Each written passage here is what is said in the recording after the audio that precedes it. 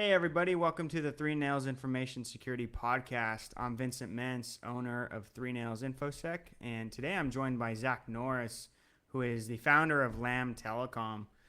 Zach, why don't you tell us a little bit about yourself? Yeah, absolutely. Well, thanks for having me on here. I apologize if I get really excited. My voice isn't really going to handle that right now. I came down with something on Monday, but slowly recovering here. But long story short, do all sorts of technology stuff. I started in school with a background in finance. Couldn't get a job in finance. It landed me in tech, and through a whirlwind of different events, ended up learning a whole lot about fiber infrastructure, voice, data, all sorts of stuff. And that sort of led me to start Lamb Telecom. And in doing so, we do all sorts of different things. So, sort of, I guess, as an example of what we do, you got a general contractor for a house. What they'll do is they'll bring a guy in for the flooring, a guy in for um, your granite countertops or whatnot, and then the roof, and then all of these people come in. The house gets built, and you've got a house. We'll do the same thing for IT, whether it's phones, internet, cybersecurity, backups, disaster recovery, physical security like cameras, bring it all in, and we'll build the IT house for you. And so we do a lot of work with churches, nonprofits, faith-based organizations, all sorts of things, as well as plenty of businesses. So Awesome. Thank you, Zach, for sharing that. I think one of the things that caught my eye as I had reached out to you is that you sort of niche down a little bit, or at least you emphasize that you focus on faith-based organizations. I'm curious to hear a little bit about maybe some of the challenges that you encounter with faith-based organizations. Maybe speak to a few different aspects of that.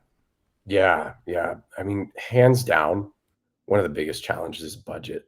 It's challenging. If you're a completely donation-based organization, stewarding those funds well is of the utmost importance. And so there's oftentimes this, I guess really a misconception that IT is effectively a cost center rather than, a strategic advantage for a nonprofit or for a church, for example. And so people will see that as, oh man, we're spending all this money on this stuff. And so one of the ways that we've gotten around that is we have built some really, really robust partnerships with a lot of different companies in order to provide um, really just solid services at great rates, taking advantage of some off-book nonprofit rates and stuff like that. And oftentimes we'll be able to save on some of the more commoditized services like phones and internet to pour some of that money into cybersecurity and beefing things up. So really the biggest challenge that we've seen has been budget. So it's an interesting place to play in.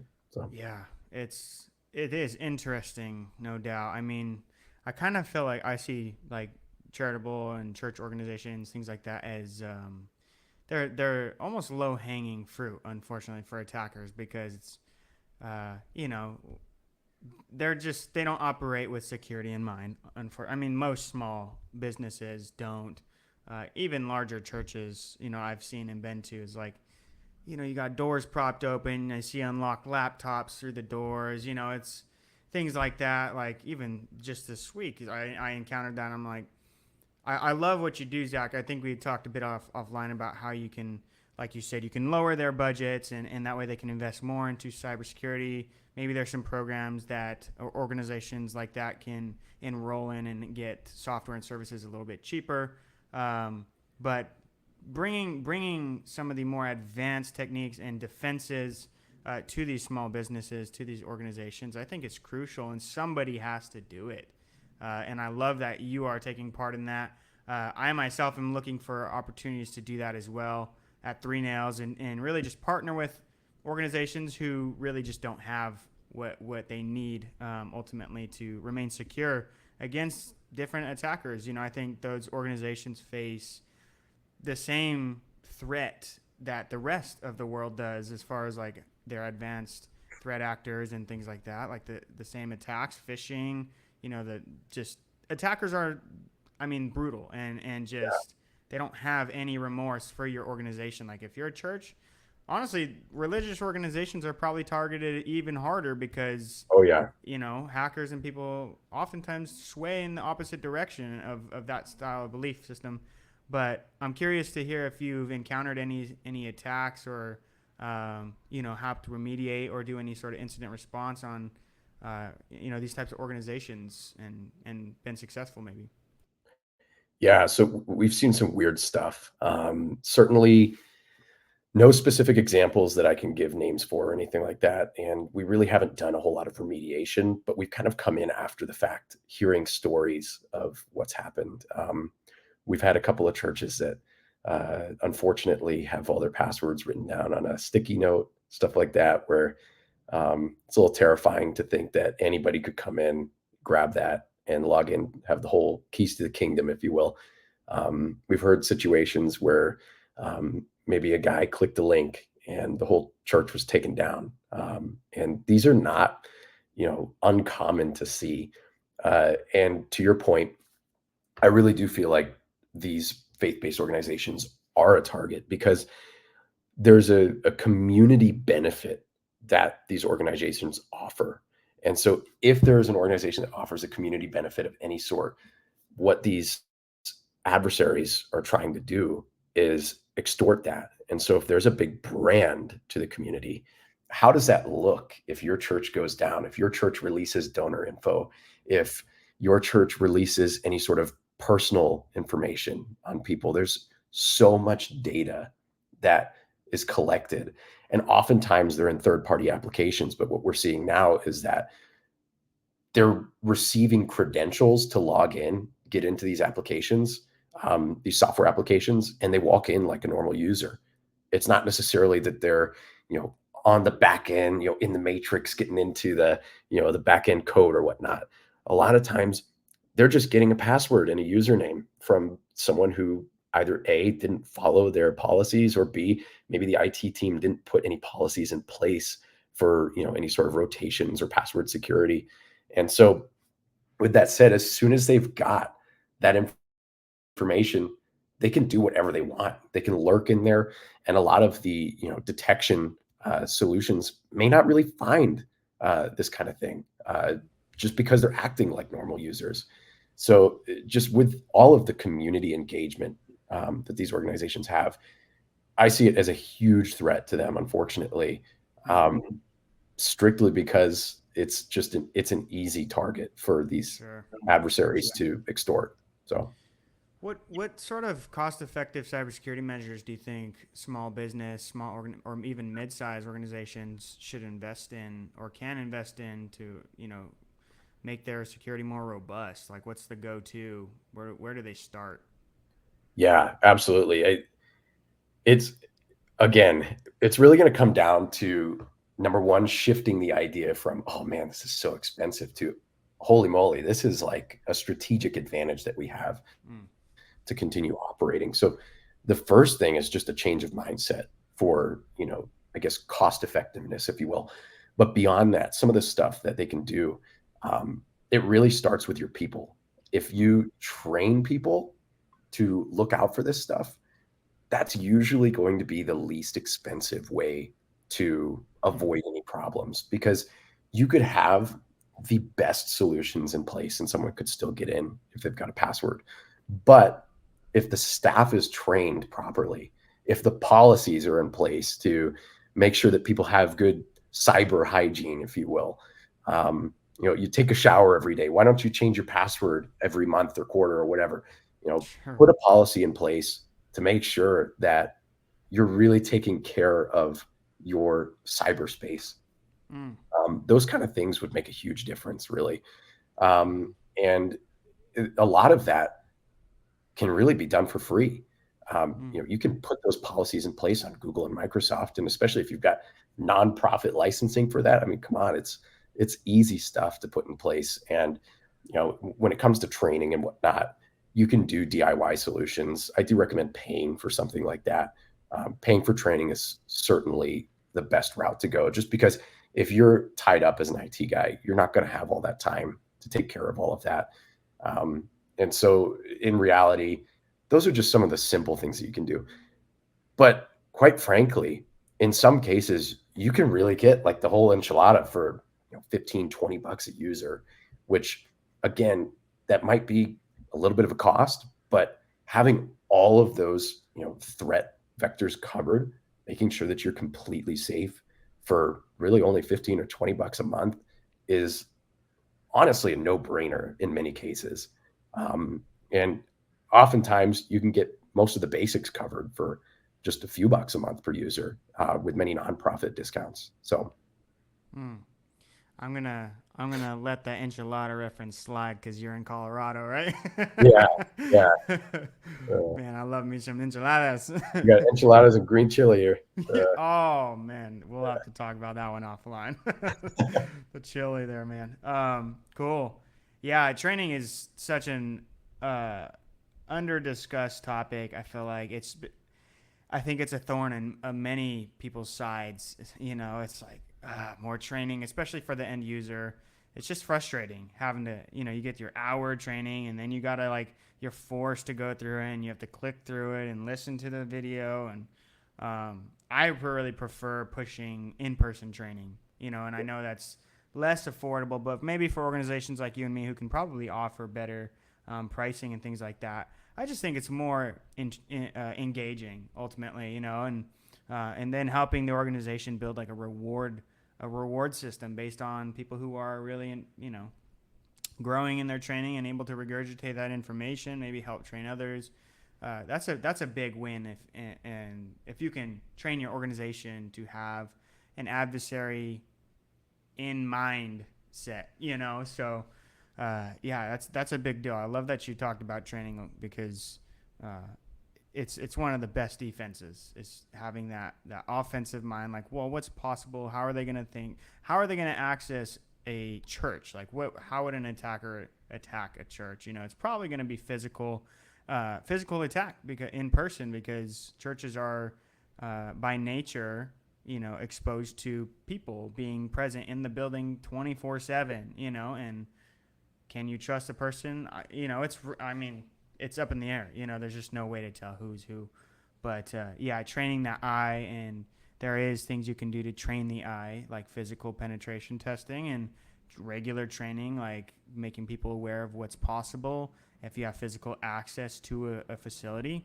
I think people really don't understand that it could take you years to develop exploits for vulnerabilities in a soft or firewall that's exposed or a VPN that's exposed, but it takes one day to walk into a door and plug a device in, and you can do whatever you want at that point potentially. So yeah, I love the training aspect you're bringing here.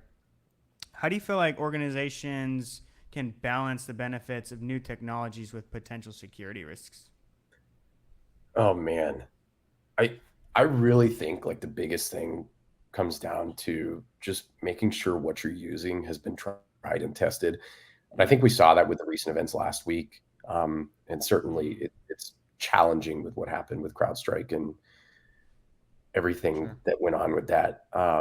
And it's really sad to see the difficulties that caused in several IT professionals' daily lives. But really just pushing things out immediately is not the way to go. It's you always have to test everything. Every new Well technology said. that you're putting out there, you must see what happens in a sandbox first. Don't go straight into production. And the other thing too is there's an excitement about new technology and people really want to jump into it, dive into it. But you have to think about where all that data is going, Mm, especially if it's a free solution. If it's free, you are the product. And so if you are providing information to some sort of organization, you are giving up your data. And what can be done with that data is incredible. You really only need a couple of data points to wreak havoc on something. Um, and so a lot of the discussion has been about AI recently too, implementing AI in several different, uh, uh, I guess, organizations, technologies, whatever it may be. And there's some real risks with AI. There's some really challenging stuff with that because it's kind of got a mind of its own. And again, you got to think mm, about where that data is going. You have no idea mm, in most cases, and so that also can break open, different doors that might be available in your Mm, technology stack, sure. um, that you may not be aware of. So again, I think really it's just a matter of letting someone else test it first. And if you take this step second, usually it's pretty good. And unfortunately, sometimes you got to let someone else who's a little too eager go step on the landmine, and then you can go right after it. Mm. Yeah, sure. I mean, that's pretty much how most industry operates anyway. You're right. Yeah. Yeah. Um, I don't want to tangent too long on AI, but on a future episode, we'll talk to somebody about sort of the issues with AI and, like you said, unintentionally exposing the data you're allowing AI to gain access to train and respond based on that data, right? You're Yep. exposing that information potentially to other tenants of that AI. And yeah, that's a big deal. One of our guests is going to talk about more about like private AI and having an in-house thing, which I don't think, it's not really in the thread that we're discussing today as much with, charitable organizations and things, but it is still very relevant. And I think it is a big deal because we'll probably see AI like be introduced into small, medium, large businesses before we know it, and within the next 10 years probably operating a lot of it. And Yep. it's a big deal. What is one misconception about cybersecurity that you encounter when working with churches and nonprofits? I guess there's a couple I'd like to touch on. I already touched on one first, which was that it's just a cost. It's an extra cost. Mm-hmm. Um, but I think the second thing is I've run into several organizations that feel like they've got it covered. And it's crazy to think that you've got it all covered. That's Yeah. and for any cybersecurity professional, um, generally they'll understand it's not all covered, and it's Mm. just as best as you can do. That's really what the situation is with cybersecurity these days, because the threat actors are, working really hard to break through just about anything. Yeah. So I think the biggest thing that I want to clear up is if you think you've got it covered, you're in a very dangerous position, Mm. and that's a misconception I see. Um, there is, a point at which you're probably spending way too much for what it's worth. But really, if you've got a few things in place, you're going to be in a pretty good position. But again, just make sure you're aware that disasters can happen. And if those disasters happen, it's really good to have some sort of a backup in place, and some sort of disaster recovery plan, a real written plan, something Mm. that's actually in place that you'll follow. Because if it's not written down, and if you don't know what you're doing step by step, you're going to be in full panic mode, and you're not going to be able to think. It's, Mm. that's a terrifying situation to be in, Yeah. when something's going wrong and you don't know what you're doing in the next steps. So, Yeah. yeah, Well said, man. And there's nothing to scare you into believing that until it's too late, And so it's like how do you help these organizations to believe that before it's too late? Yeah, that's a really powerful point. I love what you said about the misconception being that they have it covered, because that's if there was a banner on my job title as a penetration tester, it's helping companies understand that they don't have it covered, yeah, because my whole job is built around people not having things properly covered and configured, and even a false sense of security, like, oh, we'll never have to worry about it because our external shell is so minimal, there's no attack surface. There's a huge attack surface, and that's people. Like, you're never going to get rid of people in your organization. So if I can get in through your people, like, it's over. I always give the metaphor that, or the simile that organizations are like a turtle. The outside is hard, but the inside is nice and soft and squishy, and I can poke yeah, it in. Right, I'm gonna beat it up and own it, and that's the majority of the case, oftentimes. So, yeah, that's important. Will you speak to how to help organizations change that mindset, or maybe identify that they're thinking that way in a effective and just helpful way? Like, do you have like examples of that, or and things, maybe phrasing or anything to speak to that specific issue? yeah, yeah. Well, from a biblical perspective, I'm a man of faith, and I Mm-hmm. would really challenge, especially, um, in the church space, but just any organization, to check the pride on that. Because I really do believe that there's a Mm, spirit of pride of, oh, I've got it figured out. I mm, work with several very humble IT professionals that are clients of mine, and it's been a blast to work with those guys who are really humble and open to exploring different options, sure. even if they don't go with a solution that we look at, and that's Mm-hmm. fine. But Mm-hmm. to completely close yourself off to it, I really believe is like building a barrier of all of the help and assistance that you could possibly have. So being Sure. humble, recognizing that someone else may have an idea that they can contribute to your environment to Mm, up the security yeah. is incredibly helpful. So being completely open, not necessarily doing whatever an IT guy like myself or like you, Vincent, like whatever Mm-hmm. we volunteer as an option. Mm-hmm. You don't have to do everything that we recommend, but at least consider it. And if it's not us, consider someone else's idea. Yeah. Don't Yeah. just do it on your own. The moment you do it on your own is when you're kind of screwed. It's going to be Mm, uh, yeah. a dangerous place that you're in when you're isolated like that.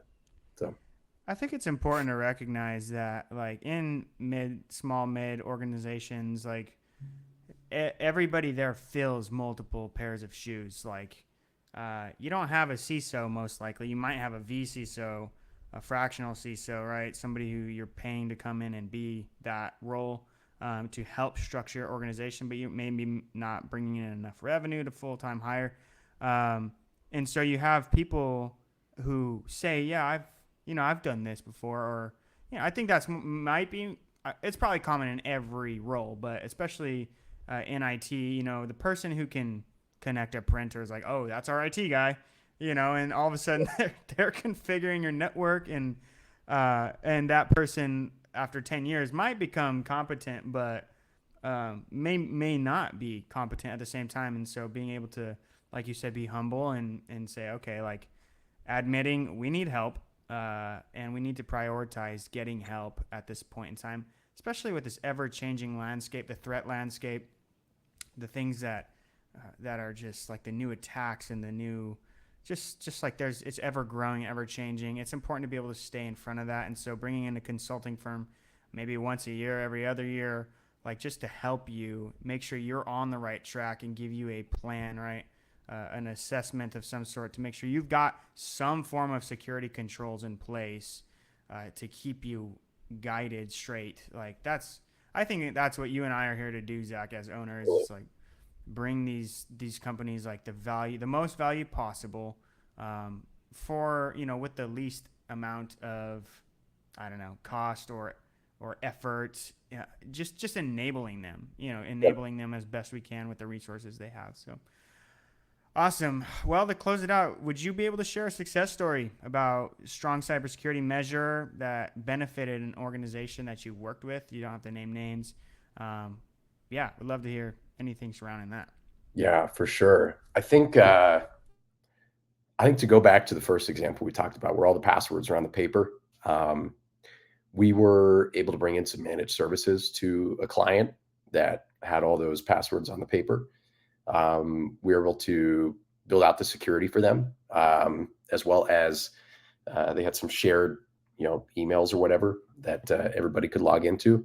Split all that out, made everything a little bit more clean, if you will, and just overall put into place great, cybersecurity measures and hygiene, if you will.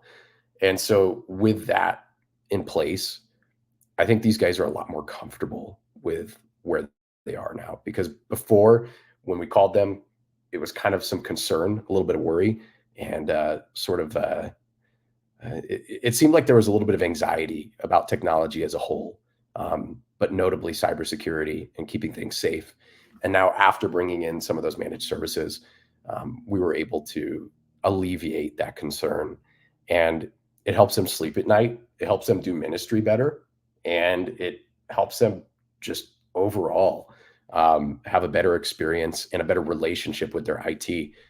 Oftentimes IT can be frustrating. So if you make IT a little bit easier, it makes everybody's lives easier. So yeah, and I love the clients that I work with. They have all been so awesome and so Mm, open to different ideas and mm, options of how they can improve on stuff like that. So yeah. Well, from the industry, if you haven't heard it, I just want to say thank you, Zach, for bringing your skills and faith and abilities to the industry and doing it with excellence.